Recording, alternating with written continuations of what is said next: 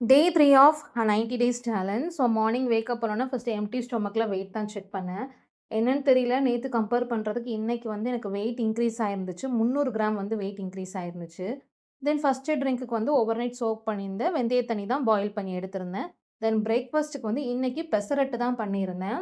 So வந்து ரொம்ப நாள் ஆச்சு இத சாப்பிட்டு அண்ட் ரொம்ப ஹெல்த்தி வேற. ஒண்ணு சாப்பிட்டாலே செம்ம ஃபில்லிங்கா இருந்துச்சு. இது கூட வந்து வெங்காயம், தக்காளி சட்னி எடுத்திருந்தேன். தென் ஸ்ட்ரெயிட்டா லஞ்ச்சு. இன்னைக்கு நெறைய வீடியோஸ் என்னால எடுக்கவே முடியல. லஞ்சுக்கு வந்து இன்னைக்கு பன்னீர் சாலட் தான் பண்ணியிருந்தோம். ஒரு 100 கிராம்ஸ் பன்னீர் எடுத்து 2, 3 பேர் சாப்பிடுற மாரி செஞ்சிருந்தேன். பட் நெறைய வெஜிடபிள்ஸ் அண்ட் வந்து பீனட்ஸும் ஆட் பண்ணியிருந்தேன். தென் இன்னைக்கு வந்து ஹாஸ்பிட்டல் போனோம். ஏன்னா சர்ஜரி பண்ணி 1 வீக் ஆச்சு. ஸோ வந்து போஸ்ட் கேருக்காக செக் பண்றதுக்காக போ வேண்டிய வேலை இருந்துச்சு. நாங்க எப்படியும் ஒரு 5:00 போனாலும் எப்படியும் 9:00, 10:00 ஆயிரும். அதனால வாக்கிங் எதுவுமே போகாம அப்படியே கிளம்பிட்டோம். ஸோ ஈவினிங் மட்டும் ஒரு கப் வந்து காஃபி எடுத்திருந்தேன் வித்தவுட் சுகரோட. ப்ளஸ் வந்து அது கூட வந்து பிளாக் கலர் சன்னா வந்து பாயில் பண்ணது ஸ்நாக்ஸ் மாரி எடுத்துக்கிட்டேன்.